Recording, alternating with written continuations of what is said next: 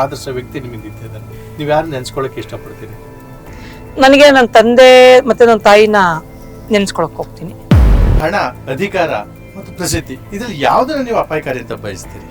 ಈ ಪ್ರಸಿದ್ಧಿ ಅದಲ್ಲ, ಈ ಪ್ರಸಿದ್ಧಿ ತುಂಬಾ ಅಪಾಯಕಾರಿ. ನಾವೇ ಒಂದು ಮಾತು ಹೇಳಿದ್ವಿ, ನಾನು ರೈತರ ಜೊತೆ ನಿಲ್ತೀನಿ ಅಂತ. ಯಾವ ರೀತಿ ರೈತರ ಜೊತೆ ನಿಲ್ತೀರಿ ತಾವು? ನಾನು ರೈತರ ಜೊತೆ ನಿಲ್ತೀನಿ ಅನ್ನೋ ಉದ್ದೇಶ ಒಂದೇ, ನೀವು ಬೆಳೆದಂತ ಬೆಳೆಯನ್ನ, ನೀವು ತರಕಾರಿಗಳನ್ನ ಚೆಲ್ಲಬೇಡಿ, ತಗೊಬಂದು ಕ್ಷೇತ್ರ ಕೊಡಿ, ನಾವು ಖರೀದಿ ಮಾಡ್ತೀವಿ, ಬೆಂಬಲ ಬೆಲೆ ಕೊಡ್ತೀವಿ.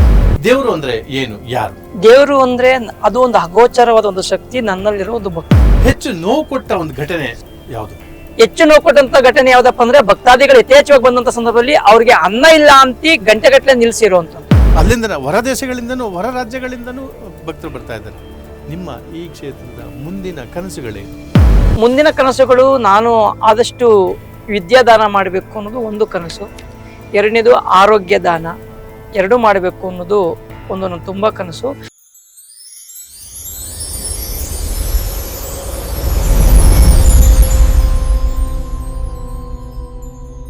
ಹಾಗೆ ಒಂದು ಸಣ್ಣ ಚುಟುಕುಗಳು, ಒಂದಷ್ಟು ಪ್ರಶ್ನೆಗಳು ಸಣ್ಣದಾಗಿ. ನೀವೇನಾದ್ರು ಒಂದು ಆದರ್ಶ ವ್ಯಕ್ತಿಯನ್ನ ಇದ್ದಾರೆ, ನನಗೊಬ್ರು ಆದರ್ಶವಾಗಿ ವ್ಯಕ್ತಿ ಇದ್ದಾರೆ ಅಂತಂದ್ರೆ ಯಾವ ಆದರ್ಶ ವ್ಯಕ್ತಿ ನಿಮಗೆ ಇದ್ದಾರೆ, ನೀವು ಯಾರು ನೆನೆಸ್ಕೊಳ್ಳೋಕೆ ಇಷ್ಟಪಡ್ತೀರಿ? ನನಗೆ ನನ್ನ ತಂದೆ ಮತ್ತೆ ನನ್ನ ತಾಯಿನ ನೆನೆಸ್ಕೊಳಕ್ ಹೋಗ್ತೀನಿ. ಯಾಕೆಂದ್ರೆ ಅದ್ಯಾಕೆ ತಂದೆ ತಾಯಿ ನೆನೆಸ್ಕೊತೀನಿ ಅಂತಂದ್ರೆ, ಮೊದಲನೇ ದೇವರು ತಂದೆ ತಾಯಿ, ಎರಡನೇ ದೇವರು ವಿದ್ಯೆ ಕಲಿಸ್ತವರು, ಮಾರ್ಗದರ್ಶನ ತೋರಿಸ್ತಂತ ಗುರುಗಳಾಗ್ಬೋದು, ಮೂರನೇದು ನನ್ನ ಇಷ್ಟ ದೇವರು, ನನ್ನ ಆರಾಧ್ಯ ದೇವರನ್ನ ನಾನು ಪೂಜೆ ಮಾಡ್ತೀನಿ. ನನ್ನ ಆದರ್ಶ ನನ್ನ ತಂದೆ ತಾಯಿ. ಯಾಕಂದ್ರೆ ನಮ್ಮ ತಂದೆ ನನ್ನ ರೈತಾಪಿ ವರ್ಗದಲ್ಲಿ ಬಂದಂತ ಒಬ್ಬ ವ್ಯಕ್ತಿ, ಅವಿದ್ಯಾವಂತವಾಗಿ ಇದ್ದಂತ ಒಂದು ಸಂದರ್ಭ, ಏನೂ ಗೊತ್ತಿರುವಂತ ಒಬ್ಬ ವ್ಯಕ್ತಿ, ಆದ್ರೆ ಅವ್ರ ಆದರ್ಶವಾಗಿ ನಾನು ಬೆಳಕು ಹೋಗ್ತಾ ಇರೋಂಥದ್ದು. ಹಣ, ಅಧಿಕಾರ ಮತ್ತು ಪ್ರಸಿದ್ಧಿ, ಇದ್ರಲ್ಲಿ ಯಾವ್ದನ್ನ ನೀವು ಅಪಾಯಕಾರಿ ಅಂತ ಬಯಸ್ತೀರಿ? ಈ ಪ್ರಸಿದ್ಧಿ ಅದಲ್ಲ, ಈ ಪ್ರಸಿದ್ಧಿ ತುಂಬಾ ಅಪಾಯಕಾರಿ. ಹೇಗೆಂದ್ರೆ ಎಷ್ಟು ಪ್ರಸಿದ್ಧಿ ಆಗ್ತಾ ಇರ್ತಾರೋ ಅವ್ರ ಹಿಂದೆ ಅಷ್ಟೇ ಜನ ಶತ್ರುಗಳು ಸೃಷ್ಟಿಯಾಗುವಂತ ಸಂದರ್ಭ ಆಗ್ತದೆ. ಅದೇ ದೊಡ್ಡ ಅಪಾಯಕಾರಿ. ಹಣನೂ ಬರಲ್ಲ, ಅಧಿಕಾರನೂ ಬರಲ್ಲ, ಆದ್ರೆ ಅಪಾಯಕಾರಿ ಪ್ರಸಿದ್ಧಿನೇ ಅಪಾಯಕಾರಿ. ನಿಮ್ಮ ಜೀವನದ ಸೂತ್ರವಾಕ್ಯ ಅಂತ ಯಾವ್ದನ್ನ ಪರಿಗಣಿಸ್ತೀರಿ? ಒಂದು ಸೂತ್ರ ಇರುತ್ತೆ ನಿಮ್ ಜೀವನಕ್ಕೆ. ನನ್ನ ಜೀವನ ಸೂತ್ರದ ಒಂದು ವಾಕ್ಯ ಅಂತಂದ್ರೆ ನಂದು ಸೇವೆ. ಸೇವೆನೇ ನನ್ನ ಸೂತ್ರವಾಕ್ಯ. ಎಲ್ಲಿ ನೊಂದು ಬಂದಂತವ್ರಿಗೆ, ಹಸಿದಿ ಬಂದವರಿಗೆ ಅನ್ನ ಹಾಕೋದೇ ನಂದು ಸೂತ್ರ. ಈ ಯುವ ಜನತೆ ಅಂತ ಬಂದಾಗ ನೀವು ಹಲವಾರು ಸುದ್ದಿಗಳನ್ನ ನೋಡಿದಂಥ ಸಂದರ್ಭದಲ್ಲಿ, ಪತ್ರಿಕೆಗಳನ್ನ ಓದಂಥ ಸಂದರ್ಭದಲ್ಲಿ, ಅಥವಾ ನೀವು ನಿಮ್ಮ ಮುಂದೆ ಕಷ್ಟವನ್ನ ಹೇಳ್ಕೊಂಡು ಬಂದಂಥವರಲ್ಲಿ ಅನೇಕ ಯುವ ಜನತೆ ಇವತ್ತು ದಾರಿಯನ್ನ ತಪ್ಪಿದ್ದಾರೆ. ಅವ್ರಿಗೆ ಏನ್ ಸಂದೇಶ ಕೊಡ್ತೀರಿ? ಒಬ್ಬ ಧರ್ಮಾಧಿಕಾರಿಯಾಗಿ, ತಾವು ಒಂದು ಕ್ಷೇತ್ರದ ಧರ್ಮದರ್ಶಿಯಾಗಿ ಯುವಕರಿಗೆ ಏನ್ ಸಂದೇಶ ಕೊಡ್ತೀರಿ? ನಾನು ಯುವಕರಿಗೆ ಸಂದೇಶ ಕೊಡೋದೊಂದೇ, ಎಲ್ಲೂ ಧೃತಿಗೆಡಬೇಡಿ, ಸಾಧನೆಯ ಮುಂದೆ ಇರಲಿ, ಸಾಧಿಸುವ ಗುರಿ ಮನಸ್ಸಲ್ಲಿರಲಿ, ಇಂದಿನ ಗುರುವಿನ ಆಶೀರ್ವಾದ ಇರಲಿ ಅಂತ ನಾನು ಹೇಳಕ್ಕೆ ಇಚ್ಛೆ ಪಡ್ತೀನಿ. ಸಾಧನೆ ಗುರಿ ನೀವು ಎಲ್ಲಿಟ್ಕೊಂಡಿರ್ತೀರೋ ಖಂಡಿತ ಅದು ನಿಮ್ಗೆ ಸಾಕ್ಷಾಗ್ತದೆ. ಇವತ್ತಿನ ಅಪಮಾನನೇ ನಾಳೆ ಅದೇ ಜಾಗದಲ್ಲಿ ನಿಮ್ಗೆ ಸನ್ಮಾನವಾಗಿರ್ತದೆ. ದೇವಾಲಯ ಅಂದ್ರೆ, ದೇವಸ್ಥಾನಗಳು ಅಂದ್ರೆ ಕೇವಲ ಪೂಜೆಗೆ ಸೀಮಿತನ, ಅಥವಾ ಅದೊಂದು ಧಾರ್ಮಿಕ ಕ್ಷೇತ್ರ ಅಂತ ಕ್ಷಣಕ್ಕೆ ಅದು ಪೂಜೆನೇ ನಡೀಬೇಕಾ? ಸೊ ಅದ್ರ ಸಂದೇಶ ಏನು ಕೊಡುತ್ತೆ? ಸಮಾಜ ಕಾರ್ಯಗಳನ್ನ ಏನ್ ಮಾಡ್ಬೋದು, ಹೇಗೆ ಮಾಡ್ಬೋದು? ದೇವಸ್ಥಾನ ಅಂದ್ಮೇಲೆ, ಧಾರ್ಮಿಕ ಕ್ಷೇತ್ರ ಅಂದ್ಮೇಲೆ ಅದು ಪೂಜೆಗೆ ಮಾತ್ರ ಅದು ಸೀಮಿತವಾಗಿರೋದು ನನ್ನ ವೈಯಕ್ತಿಕ ಅಭಿಪ್ರಾಯ ಅದಲ್ಲ. ಸಮಾಜ ಸೇವೆಗೆ ತುಂಬಾ ಒಂದು ಒಳ್ಳೆ ವ್ಯವಸ್ಥೆ ಇರ್ತದೆ. ನಾವು ಅದೇ ರೀತಿ ನಾವು ಸಮಾಜ ಸೇವೆ ಮಾಡಿದ್ರೆ ತುಂಬಾ ಅನುಕೂಲಕವಾಗಿರ್ತದೆ. ಯಾಕೆ ಅಂತಂದ್ರೆ, ಒಂದು ಧಾರ್ಮಿಕ ಕ್ಷೇತ್ರ ಒಂದು ಬೆಳವಣಿಗೆ ಆಗ್ತಾ ಇದೆ ಅಂತಂದ್ರೆ ಆ ಜಾಗದಲ್ಲಿ ಒಂದಷ್ಟು ಜನಕ್ಕೆ, ನೂರಾರು ಜನಕ್ಕೆ ಉದ್ಯೋಗ ಕಲ್ಪನೆ ಮಾಡ್ಕೊಳ್ಳುವಂತ ಒಂದು ವ್ಯವಸ್ಥೆ ಆಗಿರ್ತದೆ. ಅನ್ಯಥಾ ಭಾವಿಸ್ಬೇಡಿ. ಒಂದು ಪ್ರಶ್ನೆ, ನಮ್ಮ ಪ್ರಕಾರ ನಿಮ್ಮ ವಯಸ್ಸು ಶತಕವನ್ನು ದಾಟಬೇಕು ಈ ಕ್ಷೇತ್ರ ಮತ್ತಷ್ಟು ಆಗ್ಬೇಕು ಅಂದ್ರೆ. ಸೊ ಈ ಜೀವನ ಅನ್ನುವಂಥದ್ದು ಯಾವಾಗ ಯಾರಿಗೆ ಬೇಕಾದ್ರೂ ಹೇಗಿರ್ಬೋದು. ನಿಮ್ಮ ಜೀವನದ ನಂತರವು, ನಿಮ್ಮ ನಂತರವು ಕ್ಷೇತ್ರ ನಡಿಬೇಕು ಅಂದ್ರೆ ಏನ್ ಮಾಡ್ಬೇಕು ಅಂತ? ನನ್ನ ಜೀವನದ ಕ್ಷೇತ್ರ ನಡಿಬೇಕು ಅಂದ್ರೆ ನನ್ನ ಮೊದಲನೇ ಉದ್ದೇಶ 3 ಏನು ಹೇಳಿದನು. ಒಂದು, ಅಂದಾನ ನಿಲ್ಬಾರ್ದು. ನಾನು ಕೊನೆ ಅಂತಿಮ ಘಟ್ಟದಿನ ಅವತ್ತು ಸುಧಾ ಅಂದಾನ ನಡಿಬೇಕು. ಮತ್ತೆ ಕ್ಷೇತ್ರದಲ್ಲಿ ದೇವಿಯ ದರ್ಶನ ಮಾಡಕ್ಕೆ ಯಾವುದೇ ರೀತಿಯಾದಂತಹ ಹಣವ ಈಸ್ಕೋಬಾರ್ದು. ಮತ್ತೆ ದೇವಿಯ ದರ್ಶನ ಮಾಡಕ್ಕೆ ಯಾರು ಬರ್ತಾರೋ ಅವ್ರಿಗೆ ಪಾರ್ಕಿಂಗ್ ವ್ಯವಸ್ಥೆಗೆ ಶುಲ್ಕವು ಭರಿಸಬಾರ್ದು. ಮತ್ತೆ ಸಮಾಜಮುಖಿಯವಾಗಿ ಅದರಲ್ಲಿ ತುಂಬಾ ರೈತರಿಗೆ ಹೆಲ್ಪ್ ಆಗುವಂತ ವ್ಯವಸ್ಥೆ ಮಾಡ್ಬೇಕು. ಯಾಕಂದ್ರೆ ನನಗೆ ರೈತ ಮತ್ತೆ ಸೈನಿಕ ಎರಡು ಕಣ್ಣುಗಳಿದ್ದಂಗೆ, 2 ಜೀವ ಇದ್ದಂಗೆ ನನಗೆ. ಇವೆರಡು ಯಾವಾಗ ಮಾಡ್ತಾರೋ ಅದು ನನ್ನ ಆತ್ಮಕ್ಕೆ ತೃಪ್ತಿ ಆಗುವಂತ ಒಂದು ಸಂದರ್ಭ. ಮುಂದಿನ ದಿನಗಳಲ್ಲಿ ಈಗ ಆಲ್ರೆಡಿ ಕ್ಷೇತ್ರ ಬಹುದೊಡ್ಡದಾಗಿದೆ, ವಿಸ್ತಾರವಾಗಿದೆ. ನಿಮಗೆ ಗೊತ್ತಿದೆಯೋ ಇಲ್ಲೋ ಗೊತ್ತಿಲ್ಲ, ಪ್ರಪಂಚದಾದ್ಯಂತ ಹೆಸರಿದೆ ಇವತ್ತು. ಅಲ್ಲಿಂದ ಹೊರ ದೇಶಗಳಿಂದನೂ ಹೊರ ರಾಜ್ಯಗಳಿಂದನೂ ಭಕ್ತರು ಬರ್ತಾ ಇದ್ದಾರೆ. ನಿಮ್ಮ ಈ ಕ್ಷೇತ್ರದ ಮುಂದಿನ ಕನಸುಗಳೇನು? ಮುಂದಿನ ಕನಸುಗಳು ನಾನು ಆದಷ್ಟು ವಿದ್ಯಾದಾನ ಮಾಡಬೇಕು ಅನ್ನೋದು ಒಂದು ಕನಸು. ಎರಡನೇದು ಆರೋಗ್ಯ ದಾನ, ಎರಡೂ ಮಾಡಬೇಕು ಅನ್ನೋದು ಒಂದು ನನ್ನ ತುಂಬ ಕನಸು. ಮೂರನೇದಾಗಿ ರೈತರಿಗೆ ನನ್ನ ಕೈಲಾದಷ್ಟು ಅಳಿಲ್ ಸೇವೆ ಮಾಡಬೇಕು ಅನ್ನೋದು. ಹೇಗಪ್ಪ ಅಂದರೆ ರೈತ ಈ ದೇಶದ ಬೆನ್ನೆಲುಬು. ದಯವಿಟ್ಟು ನಾನು ನಿಮ್ಮ ಈ ವಾಹಿನಿಯಿಂದ ಕೈ ಮುಗ್ದು ಕಳಕಳಿ ವಿನಂತಿ ಮಾಡ್ತೀನಿ, ದಯವಿಟ್ಟು ರೈತರು ನಶಿಸಿ ಹೋಗ್ತಾವ್ರೆ, ಅಳಿಸಿ ಹೋಗ್ತಾವ್ರೆ, ಅಳ್ದಿ ಹೋಗ್ತಾವ್ರೆ. ದಯವಿಟ್ಟು ರೈತ, ನಾನು ಯಾವುದೇ ಧಾರ್ಮಿಕ ಕ್ಷೇತ್ರದಲ್ಲಿದ್ರು ಸುಧಾ, ನಾನು ಧಾರ್ಮಿಕ ಕ್ಷೇತ್ರದ ದೇವಿಯ ನಾನು ಪೂಜೆ ಮಾಡಿ ಆರಾಧ್ಯ ದೇವಿಯಾಗಿ ಪೂಜೆ ಮಾಡೋ ಸುಧಾ, ದೇವಿಗೆ ನೈವೇದ್ಯ ಅಂತ ಏನು ಇಡ್ತೀವೋ ಆ ನೈವೇದ್ಯನ ಸುಧಾ ರೈತ ಬೆಳೆದಂತ ಬೇವಿನ ಹನಿ, ಅನ್ನ, ರಾಗಿ ಆಗ್ಬೋದು, ದ್ವಿದಳ ಧಾನ್ಯಗಳಾಗ್ಬೋದು, ಎಲ್ಲೇ ಹೋದ್ರೂ ರೈತ ಬಹಳ ಮುಖ್ಯವಾದುದು. ರೈತರಿಗೆ ಎಲ್ಪ್ ಮಾಡೋಣ, ರೈತರ ಜೊತೆ ನಾವು ಜೊತೆಗೂಡೋಣ. ಯಾಕಂದ್ರೆ ಇನ್ನು 10 ವರ್ಷ ನಮ್ದಷ್ಟೇ ಇರೋದು.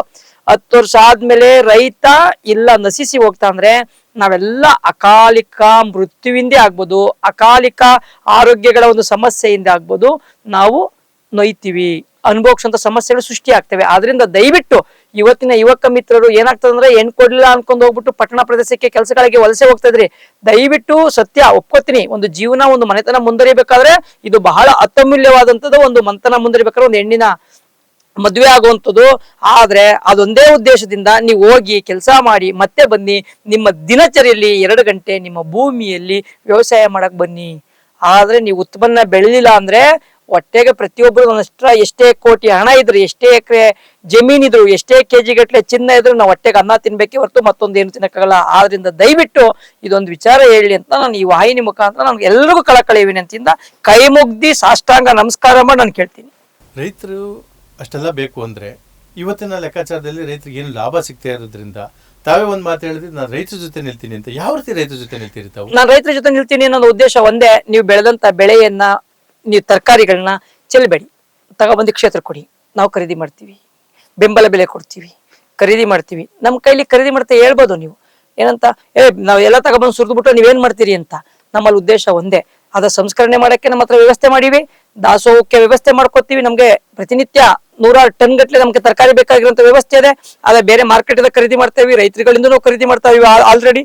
ಅದಾದ್ಮೇಲೆ ಸರ್ಕಾರಿ ಶಾಲೆಗಳ ಬಿಸಿ ಊಟ ಕಳಿಸ್ಬೇಕು ಅಂತ ತೀರ್ಮಾನ ಮಾಡ್ಕೊಂಡಿವಿ ನಾವು. ಹೆಚ್ಚೆಚ್ಚು ನಮ್ ತರಕಾರಿ ಬಂದ್ರೆ ಮತ್ತೆ ಅನಾಥಾಶ್ರಮ, ವೃದ್ಧಾಶ್ರಮ ಕಳಿಸ್ಬೇಕು ಅಂತ ನಾವು ವ್ಯವಸ್ಥೆ ಮಾಡ್ಕೊಂಡಿವಿ. ಕೊನೆಯದಾಗಿ ಇನ್ನೂ ಹೆಚ್ಚಾದ್ರೆ ರೈತರಿಂದ ಬಂದಂತದ ಭಕ್ತಾದಿಗಳ ಮುಖಾಂತರ ನಿಮ್ಗೆ ಎಷ್ಟು ಬೇಕಷ್ಟ ಹೋಗಿ ಅಂತ ಕೊಡೋದು ಅನ್ನೋದು ಕೊನೆ ಫೈನಲ್ ಆಗಿ ನಾವು ಇಟ್ಕೊಂಡಿವಿ. ವೀಕ್ಷಕರೇ, ಬಹಳ ಮುಖ್ಯವಾಗಿ ರೈತ ಬಾಂಧವರು ದಯವಿಟ್ಟು ಇದನ್ನ ಗುರುಜಿ ಹೇಳಿದಂತಹ ಅದನ್ನ ಗಮನ ಇಟ್ಟು ಕೇಳಿ. ನೋ ಲಿಮಿಟೇಷನ್ ಮಾಡ್ತಾ ಇಲ್ಲ. ನೀವು ಬೆಳೆದಂತ ಅದರಲ್ಲೂ ಬಹಳ ಮುಖ್ಯವಾಗಿ ರಾಮನಗರ ಅಂದರೆ ಬೆಂಗಳೂರು ದಕ್ಷಿಣ ಜಿಲ್ಲೆ, ಮಂಡ್ಯ ಜಿಲ್ಲೆ ಮತ್ತು ತುಮಕೂರು ಜಿಲ್ಲೆ ಅಥವಾ ಇನ್ನು ಸಣ್ಣ ಪುಟ್ಟ ಅಕ್ಕಪಕ್ಕದಲ್ಲಿ ಇರುವಂಥವರು ಸಾಧ್ಯವಾದಷ್ಟು ತಮ್ಮ ಬೆಂಬಲ ಬೆಲೆ ಅಂತ ಅಥವಾ ಮಾರ್ಕೆಟಲ್ಲಿ ಬೆಲೆ ಬಿದ್ದೋದಂಥ ಸಂದರ್ಭದಲ್ಲಿ ನೀವು ಯಾವುದೇ ಕಾರಣಕ್ಕೂ ಬೆಳೆದಂಥ ಬೆಳೆಯನ್ನು ರಸ್ತೆಗೆ ಚೆಲ್ಲಬೇಡಿ, ಗದ್ದೆನಲ್ಲೇ ಬಿಡಬೇಡಿ, ನಮ್ಮ ಕ್ಷೇತ್ರಕ್ಕೆ ತೊಗೊಂಡು ಬನ್ನಿ. ಅವತ್ತಿನ ಬೆಲೆ ಏನಿತ್ತೋ ಅದಕ್ಕೆ ಸ್ವಲ್ಪ ಸೇರಿಸಿ, ಅಂದರೆ ಬೆಂಬಲ ಬೆಲೆಯನ್ನು ಸೇರಿಸಿ ನಾವು ನಿಮಗೆ ಹಣವನ್ನು ಕೊಡ್ತೀವಿ. ಅಷ್ಟೆಲ್ಲ ತಗೊಂಡು ಏನು ಮಾಡ್ತೀವಿ? 3 ಜಿಲ್ಲೆಯವರು ತಗೊಂಡು ಬಂದರೆ ಏನು ಸಾಮಾನ್ಯನಾ? ಎಸ್, ಹೌದು, ಖಂಡಿತವಾಗ್ಲೂ. ಅದಕ್ಕೆ ಅವರು ಉತ್ತರವನ್ನು ಹೇಳಿದ್ದಾರೆ. ನಮ್ಮಲ್ಲಿ ಸಂಸ್ಕರಣಾ ಘಟಕ ಇದೆ, ನಮ್ಮ ದಾಸೋಹಕ್ಕೆ ಎಷ್ಟು ಬೇಕೋ ಅಷ್ಟನ್ನು ಉಪಯೋಗಿಸ್ಕೊತೀವಿ, ಮಾರ್ಕೆಟಿಂದ ತರೋ ಬದಲು ನಾವು ನಿಮ್ಮಿಂದ ಖರೀದಿ ಮಾಡ್ತೀವಿ. ಎರಡನೇದು, ನಾವು ಅನ್ನ ದಾಸೋಹಕ್ಕೆ ಬಳಸ್ಕೊಂಡ ನಂತರ ಸರ್ಕಾರಿ ಎಲ್ಲ ಶಾಲೆಗಳಿಗೆ ಯಾವುದೋ ಒಂದು ರೂಪದಲ್ಲಿ ನಾವೇ ಕಳಿಸ್ಕೊಡ್ತೀವಿ ಅಥವಾ ಯಾರು ಬಂದು ತೊಗೊಂಡು ಹೋಗ್ತಾರೆ. ಸೆಕೆಂಡ್ರಿ, ನಾವು ಪ್ರತಿ ದಿನದ ಬಿಸಿ ಊಟಕ್ಕೆ ಸರ್ಕಾರಿ ಶಾಲೆಗಳಿಗೆ ಕಳಿಸ್ಕೊಡ್ತೀವಿ. ಮೂರನೇದಾಗಿ, ನಮಗೆ ಹತ್ತಿರದಲ್ಲಿ ಎಲ್ಲೆಲ್ಲಿ ಇದೆ, ಯಾರಿಗೆ ಅವಶ್ಯಕತೆ ಇದೆ, ಅನಾಥಾಶ್ರಮ, ವೃದ್ಧಾಶ್ರಮ ಅಥವಾ ಬೇರೆ ಸೇವಾ ಕೈಂಕರ್ಯಗಳನ್ನ ಕಟ್ಕೊಂಡಿರುವಂಥವ್ರಿಗೆ ನಾವು ಇದೇ ತರಕಾರಿಗಳನ್ನ ಕೊಡ್ತೀವಿ. ನಾಲ್ಕನೇದಾಗಿ, ಇನ್ನೂ ಮಿಕ್ತು ಅಂದರೆ ನಮ್ಮ ದ್ವಾರದಲ್ಲಿ, ದೇವಸ್ಥಾನದ ದ್ವಾರದಲ್ಲಿ ಅದನ್ನು ಇಡ್ತೀವಿ. ನಿಮ್ಮ ಅನುಕೂಲಕ್ಕೆ ತಕ್ಕಂತೆ ನಿಮ್ಮ ಮನೆಗೆ ಬೇಕಾದಷ್ಟು ನೀವು ದಾನ ಮಾಡ್ಲಿಕ್ಕೆ ಹೋಗಬೇಡಿ, ಗುಡ್ಡೆ ಹಾಕ್ಬಿಟ್ಟು ಎತ್ಕೊಂಡು ಹೋಗ್ಬೇಕು ಅಂತ. ನಿಮ್ಗೆ ಎಷ್ಟು ಅವಶ್ಯಕತೆ ಇದೆಯೋ ಅಷ್ಟನ್ನು ನೀವು ಮನೆಗೆ ತಗೊಂಡು ಹೋಗಿ. ಭಕ್ತರಿಂದನೇ ಬಂದಂಥದ್ದು, ಭಕ್ತರ ಹಣದಿಂದನೇ ನಾವು ಖರೀದಿ ಮಾಡ್ತಾ ಇರುವಂಥದ್ದು. ಇಂಥ ಸೇವಾ ಕೈಂಕರ್ಯ ಎಲ್ಲಿ ಬರ್ತಾರೆ? ಯಾವ ಮಠಕ್ಕೆ ಬರ್ತಾರೆ? ಯಾವ ಸ್ವಾಮೀಜಿಗೆ ಬರ್ತಾರೆ? ಯಾವ ಸರ್ಕಾರಕ್ಕೆ ಬರ್ತಾರೆ? ಯಾವ ಜನಪ್ರತಿನಿಧಿಗೆ ಬರ್ತಾರೆ? ಧಾರ್ಮಿಕ ಕ್ಷೇತ್ರ ಕೇವಲ ದೇವರ ಪೂಜೆಗೆ ಅಷ್ಟೇ ಅಲ್ಲ, ದೇವರ ಸಮಾನರಾದಂತಹ ಅನ್ನದಾನವನ್ನು ನೀಡುವಂತಹ ಅವರು ಪದವನ್ನು ಬಳಸಿದ್ರು. ನಾನು ದೇವರ ಮುಂದೆ ನೈವೇದ್ಯಕ್ಕೆ ಇಡುವಂಥದ್ದನ್ನು ಸಹ ರೈತ ಬೆಳೆದಂಥದ್ದು, ಅದು ರೈತನ ಬೆವರ ಹನಿ ಅದು ಅಂತ. ಎಸ್, ಇದು ನಮಗೆ ಧರ್ಮ ಕ್ಷೇತ್ರಗಳಲ್ಲಿ ಬೇಕಾದಂತಹ ಕೊಡುಗೆ.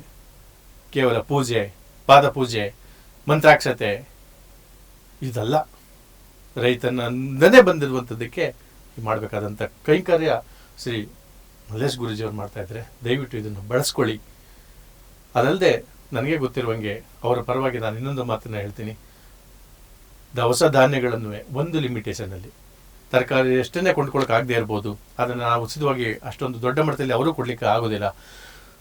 ಸಣ್ಣ ಮಟ್ಟದಲ್ಲಿ ಬೆಳೆದಂತಹ ದವಸ ಧಾನ್ಯಗಳನ್ನು ಸಹ ಅವರು ಕೊಂಡ್ಕೊಳ್ಳಿಕ್ಕೆ ಅವತ್ತಿನ ಸಾಂದರ್ಭಿಕ ಬೆಲೆ ಏನಿರ್ತದೆ ಸಾಧ್ಯವಾದ ಇನ್ನೊಂದಷ್ಟು ಸೇರಿಸಿ ಅವಕಾಶ ಇದ್ದರೆ ಖಂಡಿತವಾಗ್ಲೂ ಕೊಟ್ಟು ತಗೊಳ್ತಾರೆ. ಅದಕ್ಕೂ ಅವಕಾಶ ಇದೆ. ನೀವು ಬಂದು ಕ್ಷೇತ್ರವನ್ನು ಸಂಪರ್ಕ ಮಾಡಿ.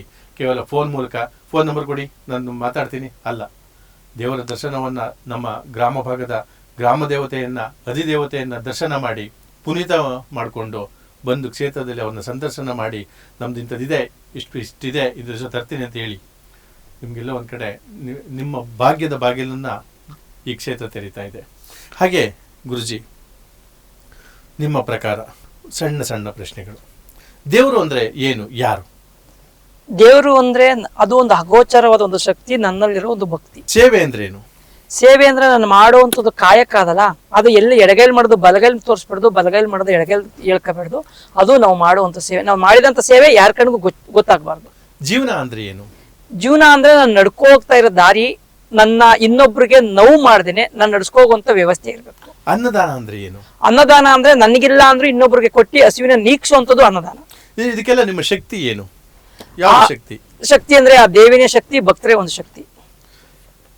ಇದೆಲ್ಲದರ ನಡುವೆ ನಿಮ್ ದೌರ್ಬಲ್ಯ ಏನು, ವೀಕ್ನೆಸ್ ಏನು? ನನಗೆ ವೀಕ್ನೆಸ್ ಅಂತಂದ್ರೆ ಏನಂತಂದ್ರೆ ಭಕ್ತಾದಿಗಳಿಗೆ ಯಾವುದೇ ರೀತಿಯಂತ ಅನ್ನದಾನದಲ್ಲಿ ಸಮಸ್ಯೆ ಆಗ್ಬಿಡ್ತದೇನೋ ಅನ್ನೋದು. ಹೆಚ್ಚು ನೋವು ಕೊಟ್ಟ ಒಂದು ಘಟನೆ ಯಾವುದು? ಹೆಚ್ಚು ನೋವು ಕೊಟ್ಟಂತ ಘಟನೆ ಯಾವ್ದಪ್ಪ ಅಂದ್ರೆ ಭಕ್ತಾದಿಗಳು ಯಥೇಚ್ಛವಾಗಿ ಬಂದಂತ ಸಂದರ್ಭದಲ್ಲಿ ಅವ್ರಿಗೆ ಅನ್ನ ಇಲ್ಲ ಅಂತಿ ಗಂಟೆಗಟ್ಟಲೆ ನಿಲ್ಸಿರುವಂತದ್ದು. ಹೆಚ್ಚು ಸಂತೋಷ ಕೊಟ್ಟಂತ ಕ್ಷಣ ಯಾವುದು? ದಾಸೋಹದಲ್ಲಿ ಪ್ರತಿನಿತ್ಯ ಸಾವಿರಾರು ಜನ ತುಂಬಿ ತುಳುಕಾಡಿ ಪ್ರತಿನಿತ್ಯ ಯಾರೇ ಬಂದ್ರು ಹಸುವಿಲ್ದೇನೆ ತುಂಬಾ ಚೆನ್ನಾಗಿತ್ತು ಅಂತ ಹೇಳ್ಕೊ ಹೋಗ್ತಾರೆ. ಅದು ನನ್ಗೆ ತುಂಬಾ ಖುಷಿ ಕೊಡುವಂಥದ್ದು. ನಿಮ್ಮ ಕನಸು ಏನು?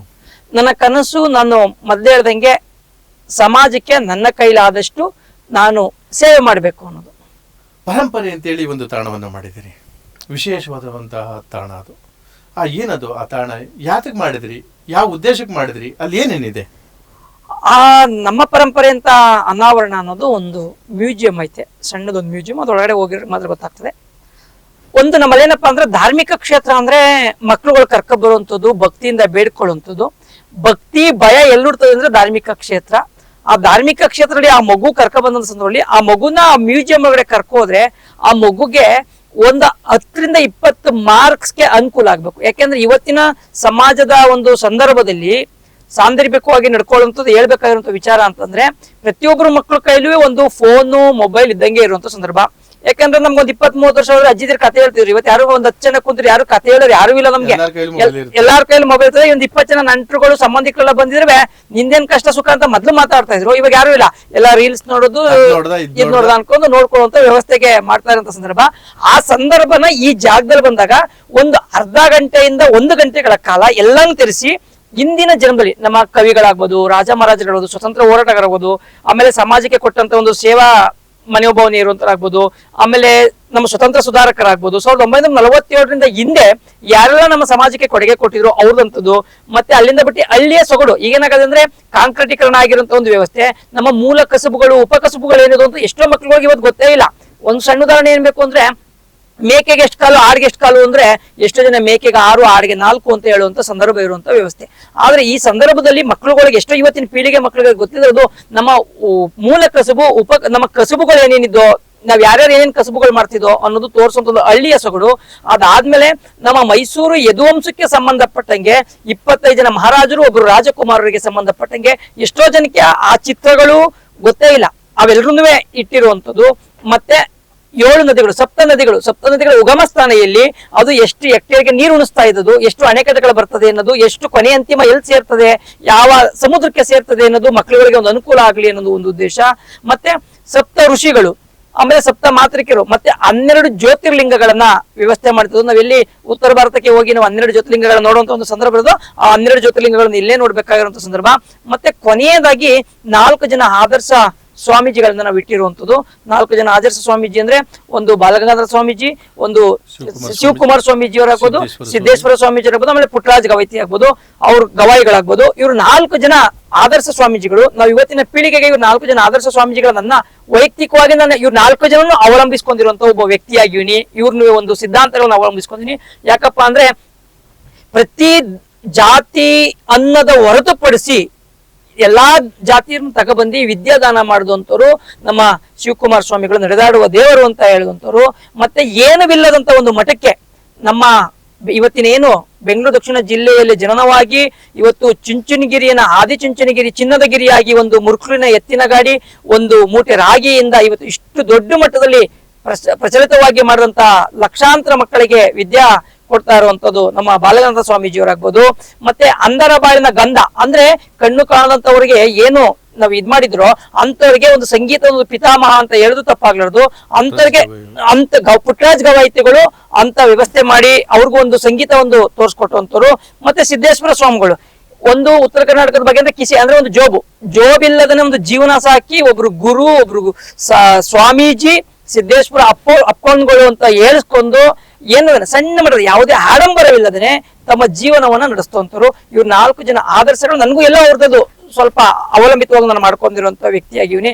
ಆದ್ರೆ 4 ಜನ ಆದರ್ಶ ಸ್ವಾಮೀಜಿಗಳನ್ನ ಇಟ್ಟಿರುವಂತದ್ದು. ಮತ್ತೆ ಮೇಲ್ಗಡೆ ದೇವಿಯ ನವದುರ್ಗಿಯರು, ದೇವಿಗೆ ಸಂಬಂಧಪಟ್ಟಂಗೆ ನವದುರ್ಗಿಯರು ಮಾಡ್ತಾ ಇರೋದು.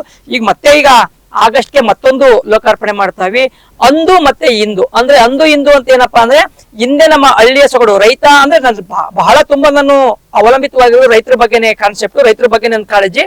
ಆ ರೈತರ ಬಗ್ಗೆ ಅಂದು ರೈತ ಯಾವ ರೀತಿ ವ್ಯವಸಾಯ ಮಾಡ್ತಾ ಇದ್ದ, ಇವತ್ತು ರೈತ ಯಾವ ರೀತಿ ವ್ಯವಸ್ಥೆ ಮಾಡ್ತಾನೆ. ಅಂದು ರೈತ ತನ್ನ ಆರೋಗ್ಯ ಹೆಂಗೆ ಕಾಪಾಡ್ಕೋತಾ ಇದ್ದ, ಇವತ್ತು ಅದೇ ರೈತನ ಆರೋಗ್ಯ ಹೆಂಗೆ ಹಾಳಾಗ್ತಾ ಇದೆ.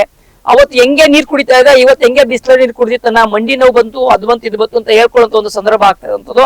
ಇವೆಲ್ಲ ಇಂದಿನ ಪೀಳಿಗೆಯ ಮಕ್ಕಳಿಗೆ ಗೊತ್ತಾಗ್ಬೇಕು ಅನ್ನೋ ಒಂದು ಉದ್ದೇಶ. ಅಂದಿನ ಮಕ್ಕಳುಗಳೆಲ್ಲರೂ ಕುಂತ್ಕೊಂಡು ನಾನು ಅವಾಗಲೇ ಹೇಳಿದೆ, ಒಂದು ಅಡುಗುಲಜ್ಜಿ ಕತೆ ಹೇಳ್ತಾರೆ ಅಂತ ಸಂದರ್ಭದಲ್ಲಿ ಕತೆ ಹೇಳ್ತಾ ಕುಂತ್ಕೋತಿದ್ರು. ಮಕ್ಕಳಿಗೆ ಜ್ಞಾನೋದಯ, ಅವ್ರು ಯಾವುದೇ ಒಂದು ಕೆಟ್ಟ ಅಭ್ಯಾಸಕ್ಕೆ ಹೋಗುವಂತ ಸಂದರ್ಭ ಇರ್ತಿರ್ಲಿಲ್ಲ. ಬೀದಿಲಿ ಚಾಪೆ ಹಾಕ ಮಲಿಕೋತಿದ್ರು. ಆದ್ರೆ ಇವತ್ತು ಎಲ್ಲರ ಕೈಲೂ ಮೊಬೈಲ್ ಅದೇ ಅಂತ ಹೇಳಿದೆ. ಅದೇ ರೀತಿಯಾದಂತ ಒಂದು ಚಿತ್ರಗಳು, ಶಬ್ದ ಚಿತ್ರಗಳನ್ನ ಅಲ್ಲಿ ಮಾಡುವಂತ ವ್ಯವಸ್ಥೆ ಇದೆ. ಆಗಸ್ಟ್ 12ಕ್ಕೆ ಅದು ಲೋಕಾರ್ಪಣೆ ಆಗ್ತಾ ಇದೆ ಶ್ರೀ ಕ್ಷೇತ್ರದಲ್ಲಿ. ಈ ತರ ಒಂದು ವ್ಯವಸ್ಥೆಯಾಗಿ ಆ ದೇವಿಯ ಮೂರ್ತಿಯ ಕೆಳಗಡೆ ಇರುವಂತ ಒಂದು ಸಣ್ಣ ಒಂದು ಮ್ಯೂಸಿಯಂ.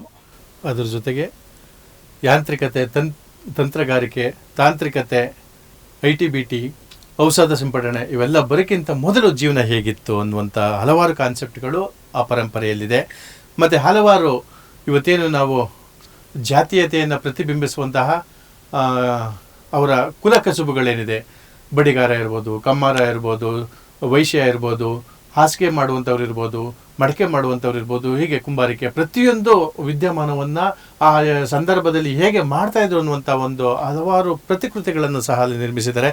ಕೆಲವೊಂದಷ್ಟಕ್ಕೆ ಸಂಪೂರ್ಣ ವಿವರವನ್ನು ಬರೆದಿದ್ದಾರೆ, ಕೆಲವೊಂದಷ್ಟಕ್ಕೆ ಆಡಿಯೋ ರೆಕಾರ್ಡ್ ಮೂಲಕ ಅದನ್ನು ಡೀಟೇಲ್ಸ್ ಕೊಟ್ಟಿದ್ದಾರೆ.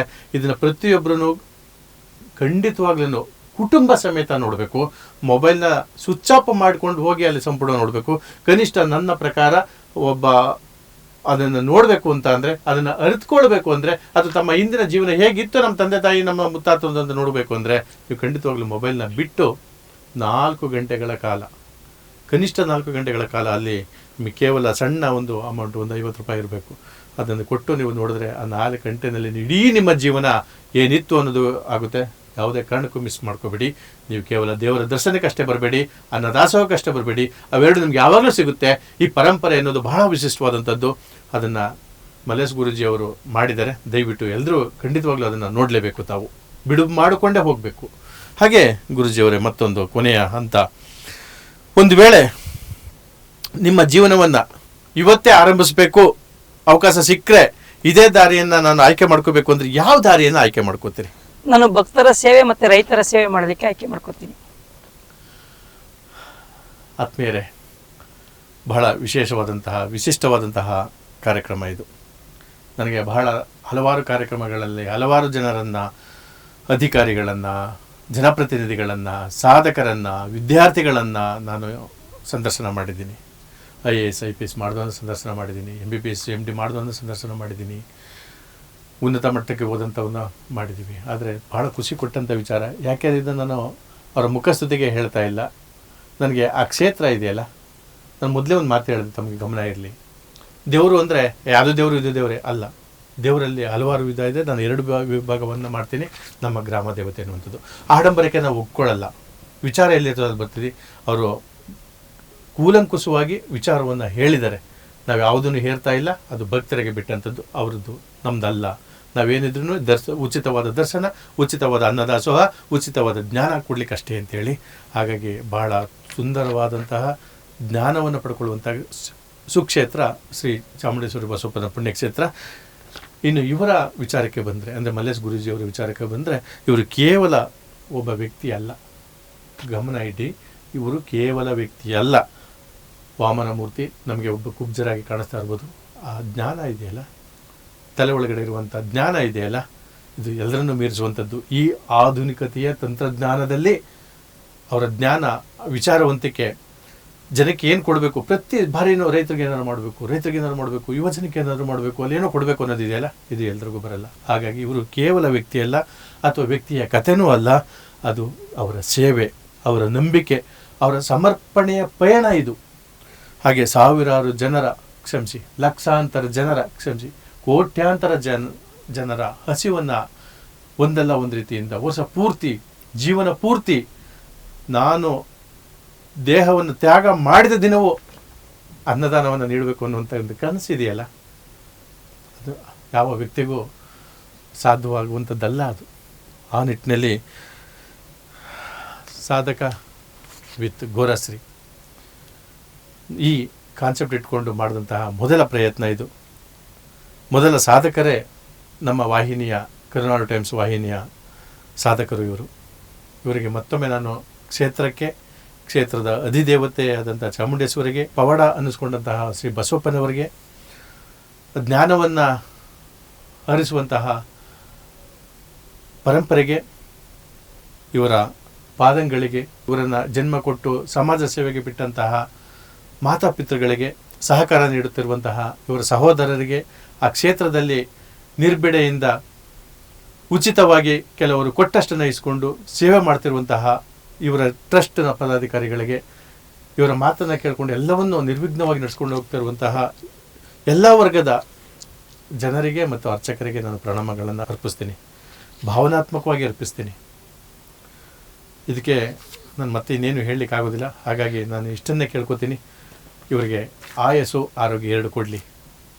ಅವೆರಡೇ ಸಾಕು, ಇನ್ನು ಬಾಕಿದನ್ನು ಅವರು ಮಾಡ್ಕೊತಾರೆ. ನಮ್ಮ ಕರ್ನಾಟಕ ಟೈಮ್ಸ್ ವತಿಯಿಂದನೂ ನಾವು ಅದನ್ನು, ನಮ್ಮ ಸಿಬ್ಬಂದಿ ವತಿಯಿಂದ ನಾನು ಅದನ್ನು ಬೆಳ್ಕೊತೀನಿ. ಮತ್ತೊಂದು ವಿಚಾರವಾಗಿ ತಮ್ಮ ಮುಂದೆ ಇದೇ ಮತ್ತೊಬ್ಬ ಸಾಧಕರನ್ನು ಕರ್ಕೊಂಡು ಬರ್ತೀವಿ. ಅಲ್ಲಿಯ ತನಕ ಇದಕ್ಕೆ ನಾನು ಬ್ರೇಕ್ನ ಕೊಡ್ತೀನಿ. ಮತ್ತೊಮ್ಮೆ ಮಗದೊಮ್ಮೆ ತಮ್ಮ ವಿಚಾರಧಾರೆಗಳಿಗೆ ನಮಸ್ಕಾರ ಗುರುಜಿಯವರೇ. ನಮಸ್ಕಾರ. ಕೊನೆಯದಾಗಿ ಏನಾರ ಹೇಳೋದಿದ್ರೆ? ಕರುಣಾ ಟೈಮ್ಸ್ನ ಎಲ್ಲ ವೀಕ್ಷಕ ಬಾಂಧವರಿಗೂ ನನ್ನ ಇವತ್ತು ಈ ಜಾಗದಲ್ಲಿ ಕರ್ಕೊಬಂದು ಕೂರಿಸಿ ನನ್ನ ಮಾತಾಡಲಿಕ್ಕೆ ಅವಕಾಶ ಕೊಟ್ಟಂತ ಕರುಣಾ ಟೈಮ್ಸ್ನ ಎಲ್ಲ ಸಿಬ್ಬಂದಿ ವರ್ಗದವರಿಗೆ ಮತ್ತು ಗೋರಾ ಶ್ರೀನಿವಾಸ್ ಅವರಿಗೂ ನನ್ನ ಅನಂತ ಧನ್ಯವಾದಗಳನ್ನು ತಿಳಿಸ್ತಾ, ಈ ಚಾನಲ್, ಕರುಣಾ ಟೈಮ್ಸ್ ಚಾನಲ್ಲು ಇನ್ನು ರಾಜ್ಯ ರಾಷ್ಟ್ರದ ಮಟ್ಟದಲ್ಲಿ ಒಳ್ಳೆಯ ಸುದ್ದಿ ಮಾಡಲಿ ಅಂತ ಹೇಳ್ತಾ ನನ್ನ ದೇವಿಯಲ್ಲಿ ಸಂಕಲ್ಪ ಮಾಡ್ತೀನಿ. ನಮಸ್ಕಾರ. ನಮಸ್ಕಾರ.